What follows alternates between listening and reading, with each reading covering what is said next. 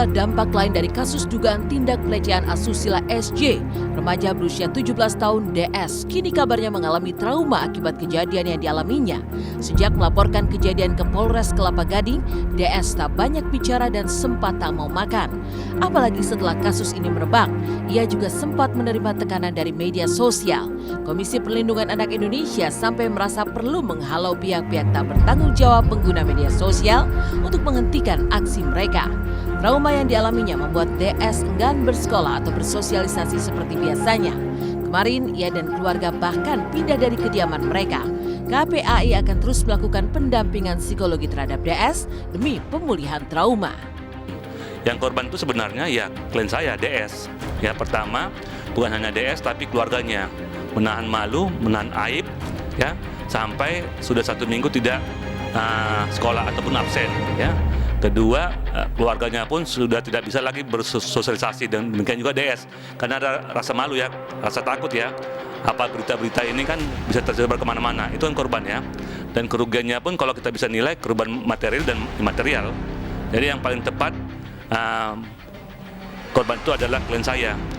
Ya, jadi pada hari Jumat itu ya, sebelum melakukan penandatanganan surat kuasa, ya, itu dia memang banyak diam, bahkan dikasih makan pun nggak mau ya, atau makan dikit nolak gitu ya, karena bayang-bayangan kejadian itu masih ada.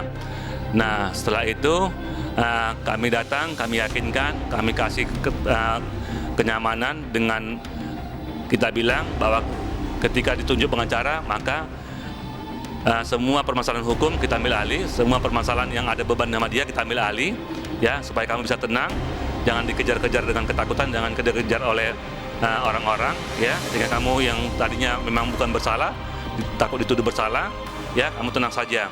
Nah dengan kita yakinkan begitu, ya alhamdulillah dia hari Jumat itu sudah bisa laku makan. Udah bang, tapi udah pindah, nggak tahu kemana pindahnya. Oh gitu. Pindahnya kapan bang? Jam berapa? Semalam bang. Sekitar jam berapa tuh bang? Jam 12-an, jam 1 lah bang. Malam tuh bang ya. Semua barang orang dibawa bang? Iya. Berarti keluarga udah nggak ada yang di sini? Nggak ada. Katanya untuk menenangin diri, bener nih? Iya, gitu sih. Tapi tetangga nggak ada yang tahu dipindahin kemana gitu bang? Nggak ada yang tahu. Nggak ada yang tahu bang.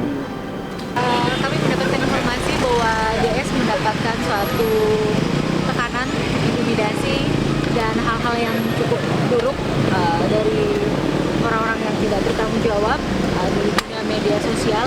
Nah di sini saya meminta segala hormat bahwa stop untuk melakukan bully-bully tersebut, stop juga untuk intimidasi, dan stop juga untuk kita melakukan stigma, hujatan maupun opini yang berkembang. Karena dari hari kemarin kita tahu bahwa Ananda kan sudah diberikan pendampingan secara psikologi untuk memberikan jawaban dan keterangan, termasuk juga hal-hal yang di luar itu. Nah ini kita mau lihat apakah dari pihak kami mendapatkan informasi juga akan ada pra-rekonstruksi. Nah seperti apa pra-rekonstruksi itu? Karena kami menjaga agar secara psikologi sang korban tidak menjadi lebih trauma ataupun menambah trauma itu sendiri. Itu yang kami jaga, dan termasuk juga keluarga korban. Korban iya, korban pemulihan recovery mentalnya dilakukan oleh KPAI. Kabar yang sempat berembus bahwa akan ada perdamaian antara DS dan tersangka SJ dibantah keras oleh kuasa hukum DS. Baik DS maupun keluarga ingin agar kasus hukum SJ terus berlanjut ke meja hijau. Bahkan jika nantinya SJ akhirnya meminta maaf, DS bersikeras tak ingin mencabut laporan. Harapan keluarga, harapan DS, ya jalur hukum tetap ditempuh, ya biarlah kita hormatin hukum. Kalaupun ada teman-teman media mengatakan bahwa mereka mau berdamai, kita tidak tahu bentuk perdamaian yang mereka maksud apa. Kita tidak tahu ya. Yang jelas saya selaku pengacara atau kuasa hukum DS, kalau orang melakukan kesalahan dan minta maaf kepada kita dengan tulus hati menerima maaf orang yang bersalah tersebut. Karena kita ini kan perlu persahabatan, ya, tidak menyimpan benci, tidak menyimpan dendam, gitu. Ya hukum tetap berjalan. Nah dengan kata maaf itu ya, itu menjadi pertimbangan hakim di dalam persidangan adalah untuk menguntungkan tersangka, hal-hal yang meringankan buat keputusan nanti. Secepatnya. Secepat, tapi yang ingat, untuk ancaman 15 tahun, kami punya waktu maksimal 120 hari melakukan penahanan. Perlu dicatat. Berarti di sini ya? Belum tahu, kalau memang berkas itu lebih cepat, lebih baik. Tuh alat bukti. Alat bukti saya bilang kan tadi, begini rekan-rekan. Terakhir nih ya. Ya. 2 alat bukti saja, sepanjang itu membuat hakim yakin, bisa memvonis orang. Yang kami punya lebih dari 2. Nah, silakan, udah.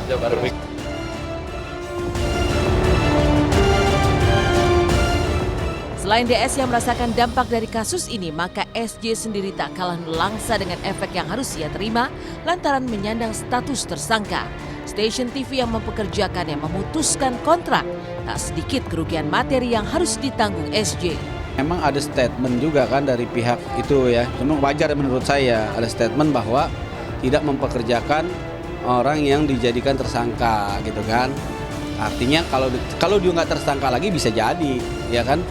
Bisa lanjut lagi karena di kalimat akhirnya kita juga harus menjunjung asas praduga tak bersalah terhadap Bang Ipul. Begitu, banyaklah tadi kan saya udah bilang kan dalam hal ini yang rugi kan bukan cuma materi ya, rugi fisik, psikis ya, waktu. Wah, subhanallah. Banyak kerugian yang dituin. Ya, ada deh. Semua itu rezeki tangan Allah. Ya. Ya, doakan semoga bisa tersambung kembali.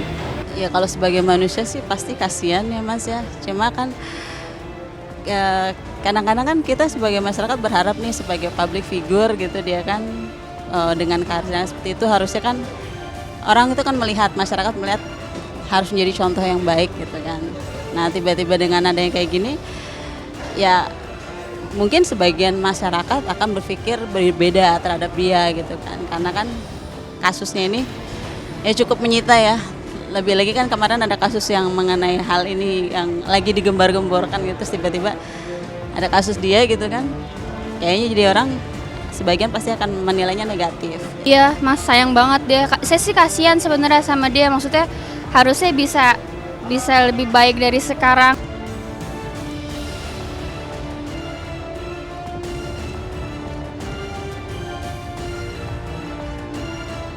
Meninggalkan kasus SJ yang kian panas dan beralih pada kehangatan para pemain sinetron anak jalanan di lokasi syuting. Seperti apa olahraga Fatir ketika berada di lokasi syuting pasca sembuh dari sakit? Bagaimana pula keseruan para pemain anak jalanan ketika menggelar syukuran 150 episode sinetron mereka? Meninggalkan kasus SJ dan beralih pada keseruan para pemain sinetron anak jalanan.